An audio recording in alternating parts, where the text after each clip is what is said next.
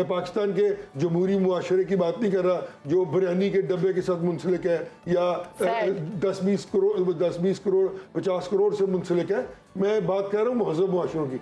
तो वहाँ फिर जब महज़ब मुआशरे होंगे और इस तरह ही होगा, लोग अच्छे आदमी को वोट देंगे। यहाँ तो हम वोट दे देते हैं ना कि नवाज शरीफ ने कहा जी इस बंदे को खड़ा कर दिया, वोट दे दो, पता ही नहीं कौन है और क्या करता है, ये किरदार नहीं देखना। करोड़ों अरबों रुपया इन्वेस्ट किया जाता है, लोगों को खरीदा जाता है, लोगों को काम दिया जाता है, फिर आहिस्ता आहिस्ता उनको ब्रेन वॉश किया जाता है और फिर पाकिस्तान और इस्टेब्लिशमेंट के खिलाफ तैयार किया जाता है। क्या किया खान साहब ने? वही किया ना जो पिछले 4.5 बरस और फिर उससे पहले 4 बरस जो आप कहेंगे मार दूंगा, पकड़ दूंगा, गिरा दूंगा, लेटा दूंगा, मार दूंगा, यही करते रहे ना आप। सीनियर सियासतदान सैयद ज़ईम कादरी साहब ने मैं ज्वाइन किया, वेलकम करते हैं सर, कैसे हैं आप? थैंक यू वेरी मच जी, thank you very much. Zaeem साहब, अभी ये जो ऑपरेशन सामने आ रहा है अज़्म इस्तेहकाम, कैसा देख रहे हैं आप इसको? कितना बड़ा चैलेंज है रियासत के लिए और उसके बाद हुकूमत के लिए? सबसे बड़ी बात यह है कि अगर स्टेबिलिटी नहीं होगी और टेररिज्म की फ़ज़ा जो है वो कायम उदायम रहेगी इस मुल्क में, तो फॉरेन इन्वेस्टर्स तो शाये होंगे ना। और चाइना ऑब्वियसली एक बहुत बड़ी इन्वेस्टमेंट से पाकिस्तान में आना चाह रहा है।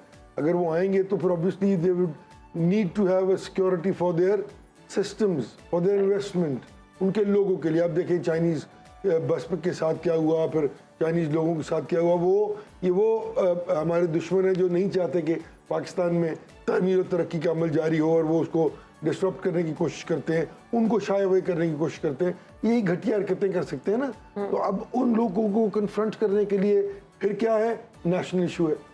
नेशनल इश्यूज पर नेशनल कंसेंसस नहीं होगा तो उसकी डिलीवरेंस वो नहीं होगी जो होनी चाहिए। पहले भी आप याद कीजिए ज़रबे अज़ब हुआ, बहुत अच्छी उसकी डिलीवरेंस थी क्योंकि बहरहाल एक कंसिडर्ड ओपिनियन था सबका कि हमें इस मैनेस को कन्फ्रंट करना है, लॉक स्टॉक एंड बैरल। अब अगर फिर वही बात, अब फिर वोटें आ गई ना जी बीच में।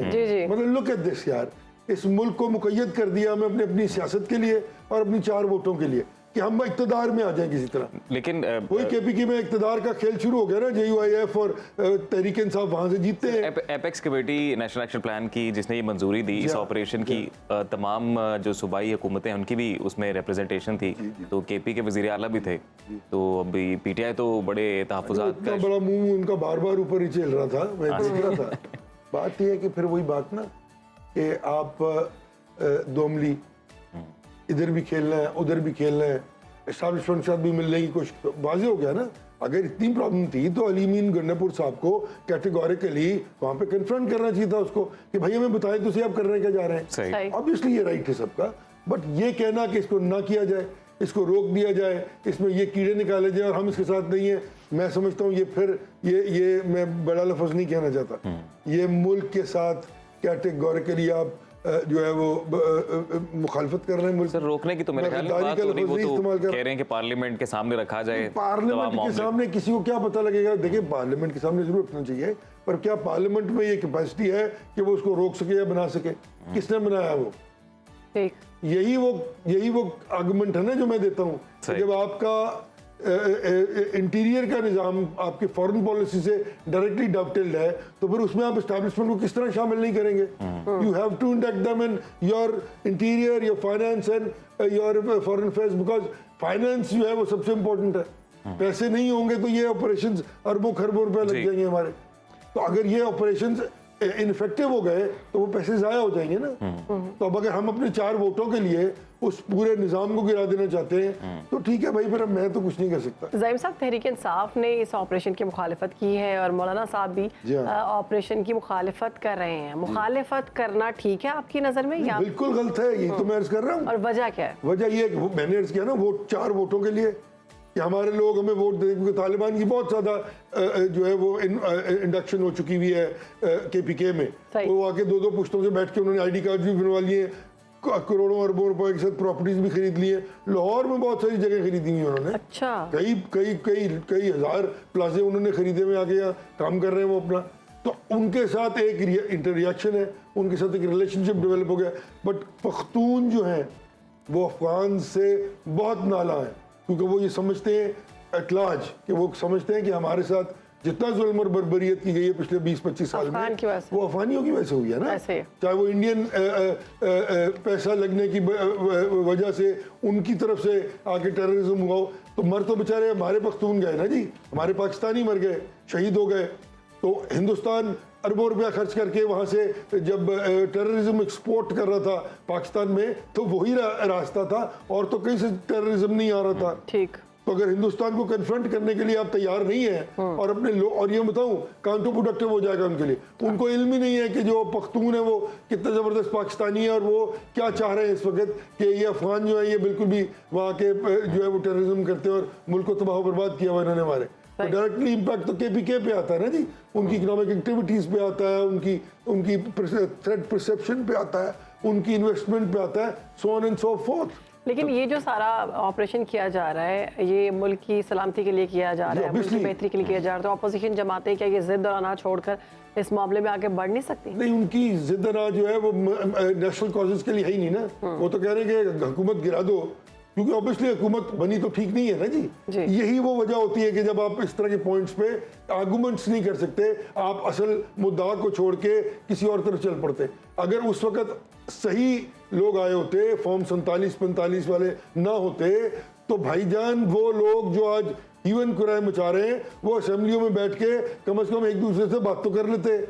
आपने कॉन्सेप्ट ही तबाह कर दिया डेमोक्रेसी का, तो फिर जब ये होगा तो फिर इस तरह तो होगा। ज़हीम साहब, other side of the picture जो है इस मामले की वो ये कि बानी पीटीआई जब इससे पहले इक़्तिदार में थे वो तब भी किसी भी किस्म के खोलने की बात कर रहे थे, वो किसी भी किस्म के ऑपरेशन की मुखालिफत करते थे। लेकिन सर वो एक एलिमेंट हमने ये भी देखा कि अब जो पख्तून बेल्ट है हमारी, वहाँ पे लोगों में इदारों के मुखालिफ जो है वो एक कह लें कि एक एलिमेंट पैदा होना शुरू हो गया, क्योंकि ऑपरेशन में कुछ इनोसेंट भी मारे गए। तो वो होता ही है कि जब आप फिफ्थ जनरेशन वॉरफेयर में जाते हैं ना, तो ये काम होता है, मीडिया स्ट्रैटेजी होती है, प्लानिंग्स होती हैं, इश्तिहारात होते हैं, करोड़ों अरबों रुपया इन्वेस्ट किया जाता है, लोगों को खरीदा जाता है, लोगों को काम दिया जाता है, फिर आहिस्ता आहिस्ता उनको ब्रेन वॉश किया जाता है और फिर पाकिस्तान और इस्टेब्लिशमेंट के खिलाफ तैयार किया जाता है। क्या किया खान साहब ने? वही किया ना जो पिछले 4.5 बरस और फिर उससे पहले 4 बरस जो आप कहते हैं मार दूंगा, पकड़ दूंगा, गिरा दूंगा, लेटा दूंगा, मार दूंगा, यही करते रहे ना आप।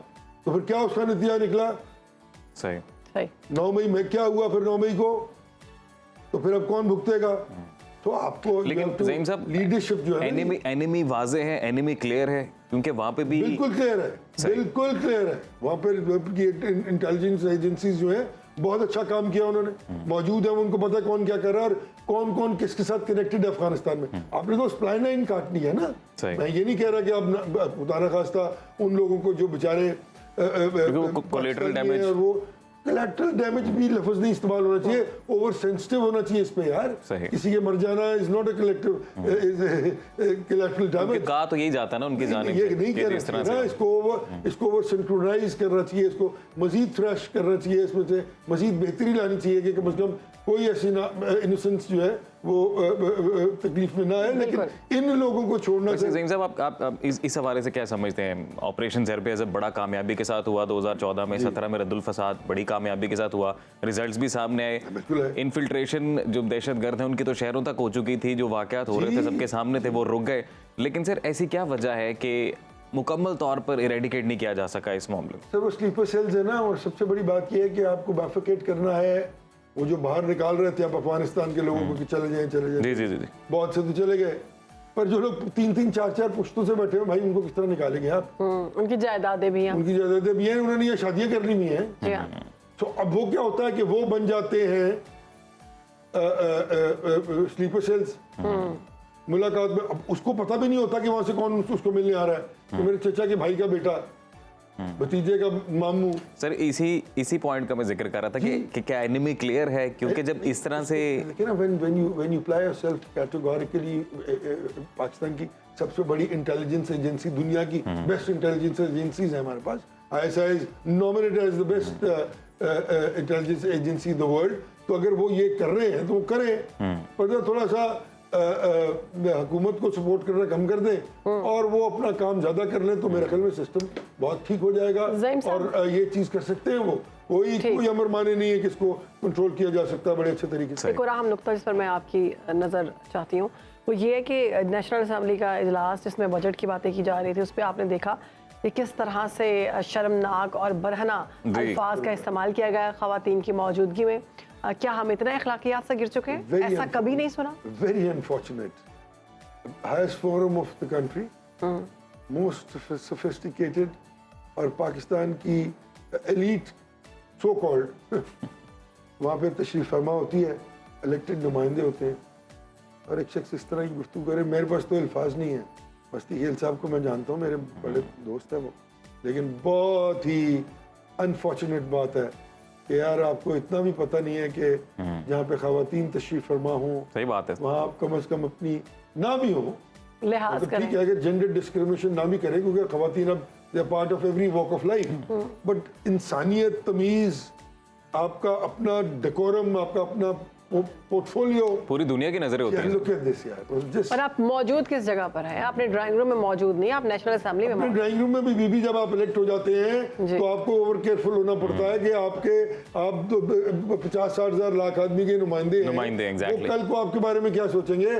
कई हजार चीजों को आपको अवॉइड करना पड़ जाता है कि यार हम इस जगह पे ना नजर आए, हम ये काम ना करें, गाड़ी तेज ना चलाएं, चलान ना करवाएं। हमारे लोग क्या कहेंगे, यार कि इसको तमीज नहीं है, ये चलान करवा लेता अपनी गाड़ी का चलाते हुए। तो जब आप मेंबर बन जाते हैं असेंबली के, तो ये चीजें ऑटोमेटिकली दुनिया के महजूब मुआशरों में, मैं पाकिस्तान के जमहूरी मुआशरे की बात नहीं कर रहा जो बिरयानी के डब्बे के साथ मुंसलिक है या 10-20 करोड़ 50 करोड़ से मुंसलिक है। मैं बात कर रहा हूँ महजूब मुआशरों की।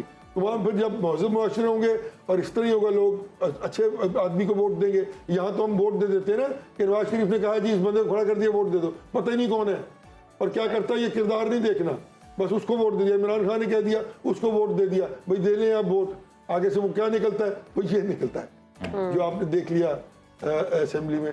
तो ये है वो चीजें हम जो पिन पॉइंट कर रहे हैं कि भाई लोग देखो, उस शख्स को देखो जिसको वोट दे रहे हो, तुम्हारा वोट बहुत इंपॉर्टेंट है। ठीक है, तुम्हारी नजर में नवाज शरीफ या इमरान खान बहुत अच्छे लोग होंगे, मैं नहीं कहता, मैं किसी का मुखालिफ नहीं हूं, पर अगर तुमने उस आदमी को वोट दे दिया जो इस काबिल ही नहीं है कि वो तुम्हारी राय को आगे ले जा सके, तुम्हारे इलाके को देख सके, तुम्हारे काम कर सके, चोर और डाकू हो, तो फिर आप ठीक है, फिर वही होगा, फिर आप भुगते। और रहीम साहब, पीपल्स पार्टी के किरदार को आप किस तरह से देख रहे हैं? अभी मुतालिबात तो मान लिए गए हैं, स्मार्ट है वो। देखिए, मैं as a politician I would say कि नहीं जी बड़ी बुरी बात है, आपने एग्रीमेंट किया। देखिए, they played very smart. Asif Zardari ऐसे नहीं कहते कि वो मफाहमत के का बादशाह है।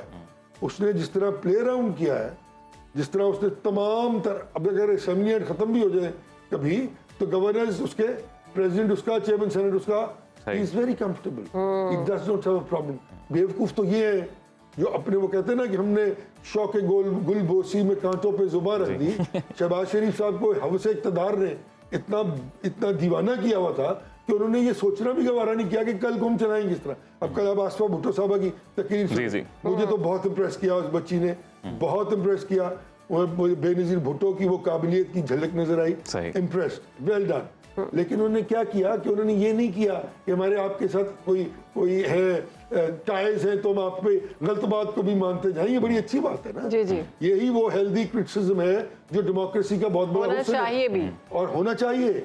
और उन्हें उसका उनको बकायदा बजट को categorically over issue sir wisely play करके ओहदे तो ले लिए, लेकिन ये मामलात के जब भी कोई अहम मौका आता है, जिम्मेदारी नहीं ली जाती, वहाँ पे नाराज हो जाते हैं पीपल्स पार्टी वाले। तो क्यों किया उन्होंने? वजारतें इसलिए नहीं ली कि वजारतों की इनकम्बेंसी जो है वो गिरेगी ऑटोमेटिकली पूरी गवर्नमेंट पे। अगर आप वजीर होंगे तो आप भी उसका हिस्सा है। मतलब स्मार्टनेस की इंतहा है और इधर माजरत है बेवकूफी की इंतहा है। जहालत, बेवकूफ आदमी है ना। और वो नवाज शरीफ को भी मरवा दिया उसने अपने ऊपर शौक में कि मैं वजीर आज़म बन जाऊं, बन लो वजीर आज़म, तुम बन लो। लेकिन बनने तो नवाज शरीफ आए थे ना, वो खुद ही नहीं बने। अब देखे ना, ये तो उनका इंटरनल मामला, हमारा इशू नहीं है। पर आपने किया क्या? मतलब आप अगर एज ए लेमैन भी देखें तो आपने अपने हाथ काट के उनको दे दिया, आप मिन्नतें करते फिर रहे होंगे ये कर दें, ये कर लें, वो कर दें। और वो बजट वाले मामले पर, हर बड़े मामले पर कहते हैं हमें शामिल नहीं किया। अब यहाँ आप सुन लें आप कि अगर पीपल्स पार्टी इस वक्त कॉम्प्रोमाइज करेगी और अपनी तमाम वो डिमांड्स जो कैटेगोरिकली इकोनॉमिकली वायबल प्रपोजिशंस हैं फॉर द बजट, अगर वो इनसे विड्रॉ करते हैं तो People's Party should be held responsible लेकिन for every lapse ज़हीम साहब- and loss of this budget. ज़हीम साहब, इंतखाबात के नताइज के बाद जो माहौल बना, जो फ़ज़ा बनी, आपको नहीं लग रहा नून लीग ने भी स्मार्ट प्ले किया? अब उनके पास दो ऑप्शंस हैं कि अगर तो इत्तेहादियों के बगैर इक़्तिदार में आना है तो फिर नवाज शरीफ साहब हैं चेहरा, और अगर इत्तेहादियों के साथ आना है क्योंकि इत्तेहादियों के पीडीएम बगैर किस तरह शहबाज शरीफ है। इत्तेहादियों के बगैर चाहते तो यही थे ना, नहीं चाहते थे तो फिर वो नहीं हो सका ना, वो नहीं हो सकेगा। इसलिए तो फिर शहबाज शरीफ साहब एक तो ऑप्शन। शहबाज शरीफ साहब आगे फाइन, बट व्हाट आपका मतलब है शहबाज शरीफ साहब की इनकम बांसी मियां नवाज शरीफ साहब पे नहीं पड़ेगी? पड़ेगी। Who's making the policies? अब देखे ना, वो कौम को बेवकूफ बनाना है। You can fool some of the people some of the time, but you can't fool all the people all the time. लेकिन- यही करने की कोशिश की जाती है, यही करने की कोशिश की जा रही है कि हम आगे कहेंगे जी हाँ लेकिन आपको नहीं लग रहा हम तो एंटी एस्टेब्लिशमेंट हो गए। ज़हीम साहब, मरियम नवाज साहिबा स्मार्ट प्ले कर रही हैं और जो शहबाज शरीफ साहब हैं वो पिस रहे हैं सारे मामले में। नहीं देखे ना, मुख्तलिफ एम्बिट्स है ना। वहाँ पे शहबाज शरीफ साहब क्यों कामयाब थे? पंजाब में बहुत पैसे मिल जाते थे, भाई साहब काम दे देते थे, काम वो कर लेते थे, विंडो ड्रेसिंग्स, और लोगों को नजर आ जाता था उत्थे भजन पैसे कमाने पैंदे ने ना, इतने सिर्फ खर्चने ने। सही। और मरियम नवाज साहबा खर्च रही है, अच्छे तरीके से खर्चेंगी, बेहतर तरीके से लेके चलेंगी तो ऑब्वियसली उसका फायदा होगा। लेकिन पूरे पंजाब में पता लगना चाहिए ना, ना सिर्फ लाहौर में। नहीं देखिए ना, लाहौर तो एक देखिए, फिर मैं इसमें भी थोड़ा सा ये स्टेटमेंट कुछ ओवर बॉन्ड है। अच्छा। लाहौर ऑब्वियसली देखें, ये जो बड़े शहर होते हैं ना, हब है। ये हब होते हैं, ये इकोनॉमिक हब्स होते हैं। इनमें होने वाली तमीर और तरक्की जो है उसके करोड़ों लोग आते हैं ना, तो आपको यहाँ पे रोजगार जुड़े होते हैं। वो आप उसके साथ कनेक्ट होते हैं। लेकिन बाकी शहरों में थोड़ा नहीं, बहुत होना बिल्कुल चाहिए। नहीं, कोई दो आ रहा नहीं है इस पे कि जो लाहौर पे ऑब्वियसली बेबहा खर्च किया जा रहा है वो नहीं खर्च किया जाना चाहिए। Exactly. लेकिन बहरहाल बाकी शहरों से ज्यादा खर्च किया जाना चाहिए क्योंकि ये इकोनॉमिक सिस्टम को चलाना। लेकिन यहाँ पे उलट है ना, Running the state of Lahore the पर affairs. ज़हीम साहब किया जा रहा है लेकिन बाकी पर कुछ भी नहीं किया जा रहा। ना, ये वक्त बड़ी खत्म बड़ी हो बुरी गया बात, ज़हीम साहब हमारे बहुत बुरी सेगमेंट का। बात। Sir thank you so much for your time. So great, sir.